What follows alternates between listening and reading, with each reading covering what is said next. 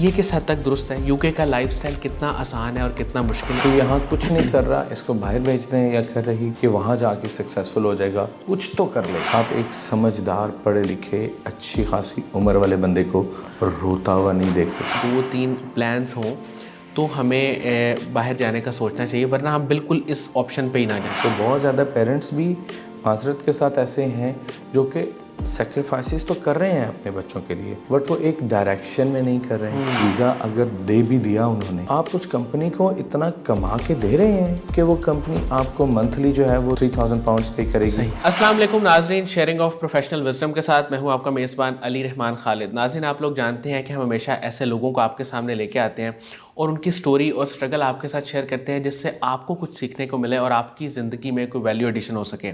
आज जो मेहमान हमारे साथ मौजूद हैं वो पिछले 15 सालों से एनर्जी इम्प्रूवमेंट इंडस्ट्री के साथ मुंसलिक हैं। ये यूके में रहते हैं, कुछ अर्सा ये पाकिस्तान में भी रहे, यहाँ पे भी इन्होंने जॉब्स की, लेकिन उसके बाद ये यूके में सेटल हो गए। हम इनसे आज ये जानने की कोशिश करेंगे कि एक तो ये जो 2 कंपनीज़ हैं, डायरेक्टर हैं ये वार्म लाइफ के और डायरेक्टर हैं लैड असेसमेंट के, तो हम इनसे जानने की कोशिश करेंगे कि ये 2 कंपनीज़ इस वक्त क्या क्या काम कर रही हैं यूके में। प्लस बहुत सारे लोग ऐसे हैं जो इस वक्त उनके जहन में ये सवाल चल रहा होगा, या शायद जब मैंने यूके का जिक्र किया तो उनके माइंड में ये बात आ रही होगी कि हम यूके कैसे जा सकते हैं, या हम बाहर के ममालिक अगर जाएँ तो हमारे लिए क्या मौक़े हैं। तो आप लोगों के लिए भी इस वीडियो में आपके सवालों के जवाब भी मिलेंगे। आपको पता चलेगा कि आपके पास क्या क्या चीज़ें होनी चाहिए, क्या माइंडसेट हो, क्या रोड मैप हो, क्या चीज़ें आपके पास हों तो आपको बाहर जाने का सोचना चाहिए। वरना आप कोशिश करें कि यहीं पे एडजस्ट हों और यहीं पे जो आपके पास चीज़ें हैं उनको एंजॉय करें और उनमें से देखें कि क्या ऑप्शंस आपके लिए बेहतर निकल सकती हैं। अस्सलाम वालेकुम हारून महमूद साहब, कैसे हैं आप? जी वालेकुम अस्सलाम अली रहमान साहब, थैंक यू सो मच, आपने बात करने का मौका दिया और बहुत ही ज़्यादा आज के दौर में ये टॉपिक जो कि हॉट फेवरेट टॉपिक है लोगों का, उस पर आपने मुझे अलाउ किया बात करने के लिए, और मैं बहुत शुक्रगुज़ार हूँ कासिम अली शाह फाउंडेशन का जिन्होंने वेलकम किया। एंड जी अल्हम्दुलिल्लाह यहाँ पे जो है वो काफ़ी कुछ साल लाइफ के यहाँ पे गुज़रे और तकरीबन 15 सालों से मैं इंग्लैंड में हूँ। और अगर मैं आपसे स्टार्टिंग की बात करूं तो यहाँ पे जब मैं जॉब कर रहा था, एक जॉब टाइम पीरियड था, I was very young at the time, और एक सर्टन एज के बाद, टाइम के बाद जब मुझे ये लगा कि अब मैंने यहाँ पे मैक्सिमम अचीव कर लिया है पाकिस्तान में रहते हुए, और उसके बाद अभी नेक्स्ट और क्या होना चाहिए, तो जब ये थॉट मेरे माइंड में कुछ अरसे तक के लिए रही और मैंने अपना पास्ट करियर सब चीज़ें देखी, अपनी एजुकेशन देखी, और मैंने अपने आप को इस काबिल समझा कि अगर मैं किसी भी बाहर की कंट्री के लिए परसू करूँगा तो वो मेरे लिए बेहतर होगा। बिल्कुल ठीक। और मैंने हर लिहाज से अपने पेरेंट्स को भी इन्वॉल्व किया और डिस्कशन की, जितने भी लोग उस वक़्त मुझे बेहतर गाइड कर सकते थे, जो भी एक डिसीजन मेकिंग में मुझे हेल्प चाहिए थी वो मिली। सही। और फिर मैंने ये बाहर जाने का फ़ैसला किया। सर मुझे ये बताइएगा कि आप जब यूके में गए तो आपने जाते साथ पहले जॉब स्टार्ट की या बिज़नेस में कदम रखा? नहीं, जाते साथ मैंने जॉब स्टार्ट की, और जॉब भी आप जाते हैं, जब आप एंटर हो जाते हैं किसी भी बाहर की कंट्री में, तो आपको बहुत ज़्यादा हाथ पांव मारने पड़ते हैं, आपको बहुत ज़्यादा कोशिश करनी पड़ती है, आपको अपने मैक्सिमम रिसोर्सेज यूज़ करने पड़ते हैं। जब आप वहाँ से कोई रास्ता नहीं बना पाते हैं तो फिर आप अपनी वो स्ट्रगल स्टार्ट करते हैं जो कि किसी भी इंसान को किसी भी नए मुल्क में एज अ न्यू बॉर्न करनी चाहिए। सही। तो वो स्ट्रगल जी बिल्कुल ऐसे ही। सर आम तौर पे हमारे यहाँ जो एक कॉन्सेप्ट है और ये समझा जाता है कि अगर हमें यहाँ पे कोई ऑप्शन नहीं मिल रही या कोई अच्छा अर्निंग सोर्स नहीं मिल रहा तो हम बाहर चले जाएं, वहाँ जाके कुछ ना कुछ तो हो ही जाएगा। तो ये जो कुछ ना कुछ हो जाएगा ये किस हद तक दुरुस्त है और आप इसको कैसे देखते हैं? क्योंकि आप 15 सालों से वहाँ पे हैं, आप देखते हैं लोग आते हैं, जाते हैं, रहते हैं, कुछ वापस भी आ जाते होंगे, तो इस पे आप क्या कहेंगे? रहमान साहब, कुछ ना कुछ नहीं हो पाता है, और जितने ज़्यादा लोग वहाँ चले जाते हैं उतनी ही ज़्यादा अपॉर्चुनिटीज़ उनको चाहिए होती हैं, और इस सोच के साथ यहाँ से चले जाना, और वो भी when you are not prepared, ठीक है, हम यहाँ से इस माइंडसेट से चले जाएंगे कि हम कोई ना कोई रास्ता जाके बना लेंगे, तो सबसे पहली बात यह है कि हमें ये सोचना चाहिए कि हम कोई रास्ता बना सकेंगे भी या नहीं, क्या हमारे पास वो रिसोर्सेज हैं, क्या हमारे पास वो माइंडसेट है, वो एजुकेशन बैकग्राउंड है, वो सब चीज़ें अगर नहीं हैं तो क्या हम मेहनती बहुत ज़्यादा हैं, क्या हम कोई भी ऐसी लाइफ की एक एस्पेक्ट हमारे पास है जिसको हम अपनी स्ट्रेंथ समझते हैं, ठीक है, जो स्ट्रेंथ आप वहाँ पे जाके इम्प्लीमेंट करेंगे और आप अपने लिए रास्ते बना लें, ऐसा प्रैक्टिकली पॉसिबल होता नहीं है, क्योंकि हम यहाँ पे जब पाकिस्तान में ब्रॉटअप जैसे हमारा हुआ होता है, तो उस ब्रॉटअप में हमने ये देखा होता है कि हम सिर्फ कहने पे चल रहे होते हैं, ठीक है, हमें हर काम के लिए कोई एडवाइस कर रहा होता है, कोई हुक्म चला रहा होता है, कोई स्पून फीडिंग हो रही होती है। हम अपने 30 इयर्स 35 इयर्स एज तक भी जो है वो हम डिपेंडेंट होते हैं अपने पेरेंट्स के, ठीक है। आप एकदम से इस लाइफ के साथ उस कल्चर में चले गए हैं जहाँ पे 18 इयर्स ऑफ एज के बाद बच्चे अपने पेरेंट्स पे डिपेंडेंट नहीं होते हैं, बिल्कुल ठीक, यहाँ तक नहीं होते हैं कि वो अपने लिए खुद रास्ते बनाते हैं, वो पेरेंट्स के साथ रह भी नहीं रहे होते हैं। तो सबसे पहली प्रॉब्लम ये है, हम उल्टा स्टार्ट लेते हैं। हम जो है वो एक स्ट्रेटजी अपने माइंड में बनाते हैं, माइंड में एक स्ट्रेटजी बनी, उससे रिलेटेड हमने क्या बनाया जी, स्ट्रेटेजिकली थॉट के बाद मैंने बाहर जाना है, या किसी ने कह दिया कि आप बाहर चले जाएं, या कोई सुनने में आ रहा है कि इसको बाहर ही भेज दें, तो यहाँ कुछ नहीं कर रहा, इसको बाहर भेज दें, या कर रही कि वहाँ जाके सक्सेसफुल हो जाएगा, कुछ तो कर लेगा। बिल्कुल ठीक, जो आपने क्वेश्चन किया, बिल्कुल वो एक स्ट्रेटजी बनी, फिर एक स्टोरी बनी कि स्टोरी में आ गया कि कुछ तो कर लेगा, एंड उसके बाद फिर फाइनली जब आप वहाँ चले जाते हैं तो फिर आप एक स्टेट ऑफ माइंड में आते हैं। वो स्टेट ऑफ माइंड में you are in a nowhere's land, ठीक है। वो होना क्या चाहिए कि first of all you have to prepare a state of mind, ठीक है, जहाँ पे आपने अपना एक रोड मैप डिसाइड करना है, आपने उसके बाद एक स्टोरी प्लान करनी है। जब आप वहाँ पहुँच जाएं तो then you have to have that strategy that okay what should I do next. तो ये एक प्रॉपर इसका प्लेटफॉर्म होना चाहिए। सर इस वक्त अगर मैं आपसे ये पूछूं कि जो लोग भी हमारा इंटरव्यू देख रहे हैं जी या बाद में देखेंगे, वो जानना चाहते हैं कि हमारे पास क्या 2-3 चीज़ें या 2-3 प्लान्स हों तो हमें बाहर जाने का सोचना चाहिए, वरना हम बिल्कुल इस ऑप्शन पे ही ना जाएं। ठीक है, उसमें 2-3 चीज़ों में सबसे पहली चीज़ आती है, जैसे मैंने आपको थोड़ी सी अपने पास से एग्जांपल दी कि मैं एक सर्टेन स्टेज पे आ गया कि जहाँ से मुझे लगा कि अभी I am achieving my maximum in Pakistan.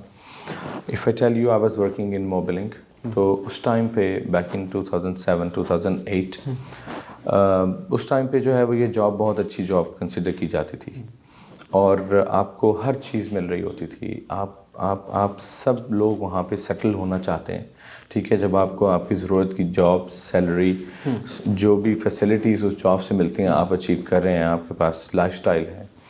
अब आप दिन में सोचते हैं कि अभी मुझे जब और आगे बढ़ना है, अभी मुझे कुछ डिफरेंट करना है, ठीक है। उस टाइम पे आपको सजेशंस मिल रही होती थी कि डोंट लीव दिस जॉब, तुम मोबिलिंग छोड़ दोगे, तुम फिर क्या करोगे, यू नो आई मीन। तो मेरे माइंड में ये आता था कि I have to do something big, I have to plan myself accordingly.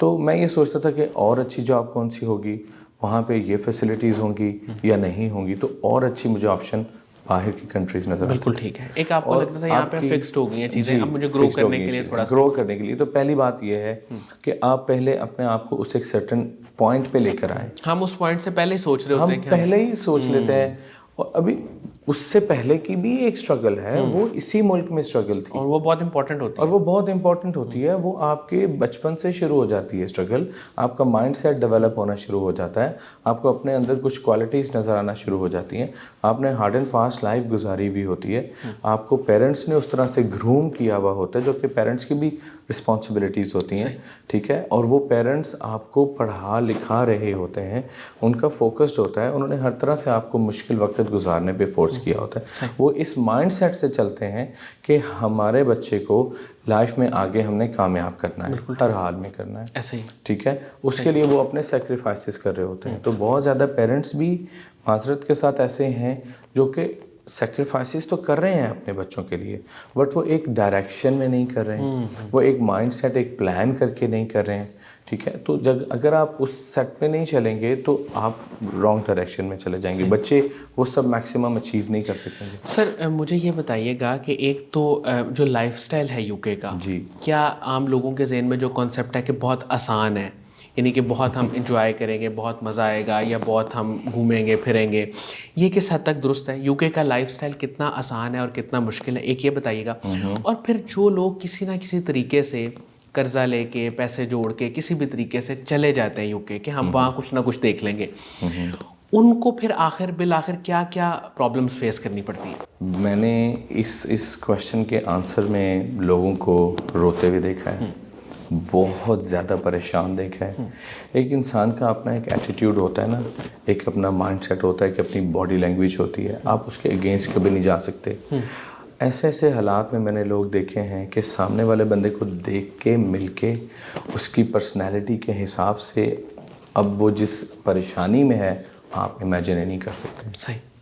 आप एक समझदार, पढ़े लिखे, अच्छी खासी उम्र वाले बंदे को रोता हुआ नहीं देख सकते। और जब वो लोग रो रहे होते हैं, एक रीज़नेबल लोग यहाँ पे अच्छी जॉब्स कर रहे थे, अच्छे सेटल्ड थे, उन्होंने करोड़ों में अपनी चीज़ें बेची और वो चले गए, ठीक है। और प्लस वहाँ पे भी एक साइकिल है ईमान साहब, वो साइकिल के अकॉर्डिंग आपको चलना है। जो लोग कुछ डायरेक्ट वहाँ पे वीज़े बाय कर लेते हैं, ठीक है, आई डोंट नो कितने पैसे वो दे देते हैं, यहाँ से क्या रिसोर्सेज ख़त्म कर देते हैं। और जो लोग वहाँ पे एक चैनल के थ्रू चलते हैं, स्टूडेंट हैं, फिर वर्क परमिट है, उसके बाद वो किसी पैटर्न पे वीज़े पे आए। आजकल के हिसाब से जो कंपनीज वीज़े दे रही हैं लोगों को, वो वीज़ा अगर दे भी दिया उन्होंने अचीव कर लिया वहाँ तक, maximum is to get a company visa, आप उस कंपनी को इतना कमा के दे रहे हैं कि वो कंपनी आपको मंथली जो है वो 3,000 पाउंड्स पे करेगी। ठीक है, अगर आप इस अमाउंट तक उसके लिए काम कर पा रहे हैं, क्या वो कैपेबिलिटीज़ आपके अंदर तो नहीं है? आपके अंदर वो क्या, आप इतने ज़्यादा well established, well equipped with knowledge, with mindset, with confidence, with attitude? No, आप नहीं हैं। आपका एक ही गोल है, उस गोल को क्या आप कहते हैं कि मुझे किसी तरह ये चीज़ मिल जाए। सही। बस आप सिर्फ उस तक पहुंच के बाद आप फिर उसी क्वेश्चन पे आ जाते हैं जो आपने पूछा कि आगे की देखी जाएगी। बस किसी तरह एक दफ़ा मैं ये ले लूँ, यहाँ पहुंच जाऊँ, आगे फिर बाद में देखी जाए।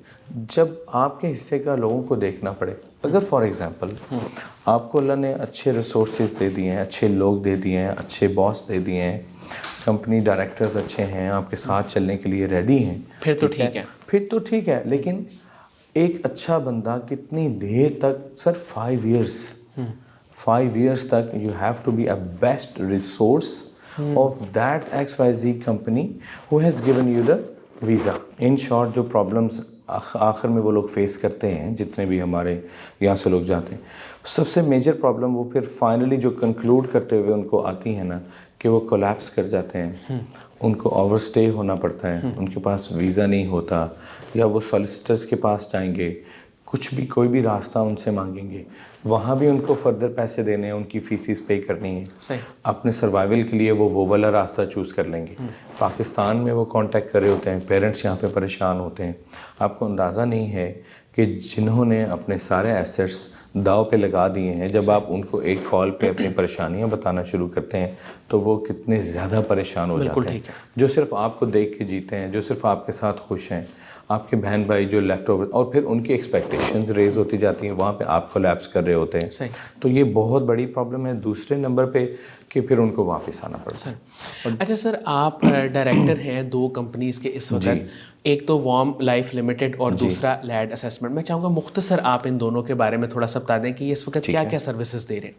सर, वार्म लाइफ लिमिटेड जो है वो हम एनर्जी सेक्टर में काम कर रहे हैं, और जितने भी यूरोपियन कंट्रीज़ हैं, इनका एक टारगेट है जो इन्होंने अचीव करना। They are heading towards net zero, they are saving CO2 जो कि एनवायरनमेंट में पोल्यूशन। बिल्कुल ठीक है। और जैसे भी हम पाकिस्तान में ऑब्ज़र्व करते हैं, स्मोक का बहुत बड़ा प्रॉब्लम बन चुका है हमारे यहाँ, ठीक है, और गर्मी ज़्यादा है, सर्दी कम होती चली जा रही है, टेम्परेचर इंक्रीज़ होना शुरू हो गया है। एक टाइम पे यहाँ पे 35-40 डिग्रीज मैक्सिमम गर्मी होती थी, अब उससे भी इंक्रीज़ होना शुरू हो गया। अगर हम बाहर कंट्रीज़ की बात करते हैं, स्पेसिफिकली इंग्लैंड में, तो they are heading towards net zero. CO2 save करना है डोमेस्टिक प्रॉपर्टीज़। तो हम स्पेसिफिकली डोमेस्टिक प्रॉपर्टीज़ में हैं। कमर्शियल एक अलग से साइड है, व्हीकल इंडस्ट्री एक अलग से साइड है। तो जैसे इलेक्ट्रिक कार्स को वो प्रमोट, तो जो हमारे हिस्से में पोर्शन आता है वो हाउसेज आते हैं जो ओल्ड बिल्ड प्रॉपर्टीज़ हैं, स्पेसिफिकली बिल्ड बिफोर 1980s, तो अगर 1980 से पुरानी बिल्ड करें तो 100 ईयर्स 200 ईयर्स 300-400 ईयर्स तक भी पुराने घर वहाँ पे हैं। सही। And at the same time वो अपने कल्चरल और हेरिटेज को भी मेंटेन रखना चाहते हैं। तो हमारा काम यह है कि उन घरों को इंसुलेट करें, बिल्कुल ठीक। और उनमें हम मेक श्योर करें कि हीट लॉस नहीं हो। सही। ठीक है, और जो सर्दी है, बाहर का वेदर है, टेम्परेचर बाहर वाला घर को अफेक्ट नहीं करे इनसाइड पे। बिल्कुल। इसमें बहुत सारे इश्यूज आते हैं। इसमें हमने उसको इंसुलेट प्रॉपर्ली करना होता है, उसके टेक्सचर को, उसके फैब्रिक को इम्प्रूव करना होता है, और हीटिंग इम्प्रूवमेंट्स भी पार्ट ऑफ इट है। ठीक हो गया सर। लैड असेसमेंट के बारे में थोड़ा सा बताएं। अच्छा, लैड असेसमेंट जो है ना, वो लैड असेसमेंट, लैड हम पंजाबी में कहते हैं छोकरे को। तो जो छोकरा है, ही डू असेस प्रॉपर्टीज। ठीक है। ही विजिट हाउसेस। ठीक है, और आप जैसे अगर आप किसी घर में जाएंगे, आपकी इसके लिए प्रॉपर क्वालिफिकेशंस हैं, जो कि हमारे क्वालिफाइड असेसर्स हैं जो प्रॉपर्टी विजिट करते हैं और देखते हैं कि इसमें एनर्जी इंप्रूवमेंट्स कौन कौन सी चाहिए, इसमें वेंटिलेशन प्रॉब्लम्स कौन कौन सी हैं, उनको हमने इम्प्रूव करना होगा बाद में, इसमें डैम्प, मोल्ड, कंडेंसेशन प्रॉब्लम्स क्या क्या हैं। तो वो सारी प्रॉपर प्रॉब्लम्स को आइडेंटिफाई करने के बाद हम एक प्रॉपर रिपोर्ट जनरेट करते हैं। तो ये लैड असेसमेंट का काम है। And this work overall house में क्या रेनोवेशन हो सकती है, क्या रेनोवेशन हो सकती है, एनर्जी पॉइंट ऑफ व्यू से, कंस्ट्रक्शन पॉइंट ऑफ व्यू से नहीं, एनर्जी इंप्रूवमेंट और हीट लॉस को सेव करने के लिए। तो ये हमारी दोनों कंपनीज। सर मुझे ये बताइएगा कि आप पिछले 5 सालों से बिजनेस सेक्टर में हैं, 15 सालों से आप यूके में हैं। आपका जो एक सक्सेसफुल करियर है जी, उसके पीछे क्या एक फैक्टर है जिसने आपको सक्सेसफुल बनाया, और आपकी इंस्पिरेशन कौन लोग हैं? सर मेरा जो करियर रहा है, अगर मैं अपने यूथ को एक मैसेज देना चाहूँ तो उस करियर में ना, मैंने ऑनेस्टली स्पीकिंग अपना जो ये एक सीखने वाला दिमाग का खाना है ना, उसको ओपन रखा है। Ready to learn, ready to absorb. उसमें मैंने ना एक चीज़ बिल्कुल नहीं की कि मैंने अपने आप को ये मैसेज नहीं कन्वे होने दिया कि मुझे ज़्यादा पता है। ठीक है, या ये तो मुझे पता है, इसको तो मैं जानता हूँ, ये तो मैं कर लूँगा, ये तो देखी जाएगी। नो, मैंने ऐसा कभी नहीं किया। और ये एक मेन था। दूसरे नंबर पे जो टॉप प्रायोरिटी, आपकी दूसरी बात भी मैं इसमें आंसर कर देता हूँ कि मेरे रास्ते में बहुत ज़्यादा इंस्पिरेशंस रहीं। मैंने हर सिखाने वाले इंसान को अपने लिए इंस्पिरेशन बनाया, उसको फॉलो किया, उसके फुटस्टेप्स को अंडरस्टैंड किया, उसके लेक्चर्स सुने। एक टाइम था, अगर उस टाइम को मैं अपना लर्निंग फेज कहूँ, which was starting from 2012 until 2018। तो इस टाइम पे 2010 में मैं पाकिस्तान से चला गया था। तो 2010 से 12 तक तो आप माइंड सेट ही प्रिपेयर कर रहे होते हैं ना, कि आप वो स्टेट ऑफ माइंड डेवलप हो रही होती है ऐसे। तो फिर आपका स्टोरी क्लियर होती है, जो बोला मैंने, और फिर स्ट्रैटेजिकली। तो इसमें मैं शाह साहब को बहुत सुनता था। आई बिलीव कासिम अली शाह साहब से जितने भी लोग मिलते होंगे, वो उनसे कहते होंगे, जी हमने आपकी सारी वीडियोस सुनी, जी हम तो आपको मिलना चाहते थे, जी हम तो सोच भी नहीं सकते थे आपसे मिल। तो इस चीज़ को मैं समझ करता हूँ कि सुनी वीडियो आप सुनते हैं, आप समझते हैं, आप लर्न करते हैं, क्या आपने अपने आप को उस सीखी हुई चीज़ों को इम्प्लीमेंट करने का भी टाइम दिया? क्या आपने उनको अब्जॉर्ब किया? क्या आपने उन पे रास्ता बनाया? प्रैक्टिकल उसका एस्पेक्ट क्या निकाला? आपने प्रैक्टिकल एस्पेक्ट उसका नहीं निकालते हैं ना लोग। तो वो मैंने जैसे जैसे वो, फिर इंसान थमता जाता है, इंसान रुकता जाता है, इंसान खाली होता जाता है। क्योंकि हम जब सीखते हैं, समझते हैं ना, तो हम यहाँ तक भर जाते हैं। आप जब बहुत लर्निंग कर भी लेते हैं, बहुत लोगों को आप सुनते हैं, इन्फॉर्मेशन लेते हैं, इतने एस्पेक्ट्स को आप अंडरस्टैंड करते हैं, तो फिर आप भर जाते हैं, फिर आप छलक जाते हैं, फिर आप ओवरडू कर लेते हैं चीज़ें। जब आप उनको इम्प्लीमेंट करते हैं ना, फिर आप खाली होते हैं। जब आप पूरी तरह खाली होते हैं ना, फिर आपको और सीखने की गुंजाइश पैदा होती है। तो इसमें मेनली जो है वो शाह साहब, उसके बाद जितनी भी इंस्पिरेशंस मिली, तो सीखने वाला खाना आपने ओपन रखना है। आज मैं आपसे कुछ सीख रहा हूँ, ठीक है, बहुत ज़्यादा चीज़ें मैं बाहर दुनिया में घूमता हूँ, लोगों से मिलता हूँ, मेरे साथ लोग हैं, एम्प्लॉयज़, मैं अपने एम्प्लॉयज़ से भी बहुत कुछ सीखता हूँ। मेरे साथ जितने पुराने लोग चले आ रहे हैं, पेरेंट्स से तो आप सीखते ही सीखते हैं। बिल्कुल ठीक है। तो सबसे ज़्यादा इम्पॉर्टेंट ये है कि आप इस खाने को खाली रखें और फिर इम्प्लीमेंट करें, अवेलेबल रखें और इम्प्लीमेंट करें with the passage of time. बहुत बहुत शुक्रिया हारून महमूद साहब, आपने हमारे लिए वक्त निकाला। नाज़रीन, मुझे उम्मीद है कि इनकी गुफ्तगू से आपने बहुत कुछ सीखा होगा, और जो 2 बातें हैं वो बहुत अहम थी कि एक तो इन्होंने बताया कि एक तो अपनी ज़िंदगी का कंट्रोल आप अपने हाथ में रखें, और दूसरा जो भी नॉलेज आप हासिल करें उसको इम्प्लीमेंट करने की कोशिश करें। और अगर आप बाहर जाना चाहते हैं तो एक रोड मैप, एक उसकी पूरा एक प्रोसीजर है, उसको फॉलो करें और फिर बाहर जाने के बारे में सोचें, वरना दूसरी ऑप्शंस को देखें। इसके साथ ही इजाज़त दीजिए, इंशाल्लाह दोबारा हाज़िर होंगे एक नए इंटरव्यू के साथ। तब तक के लिए अल्लाह हाफ़िज़।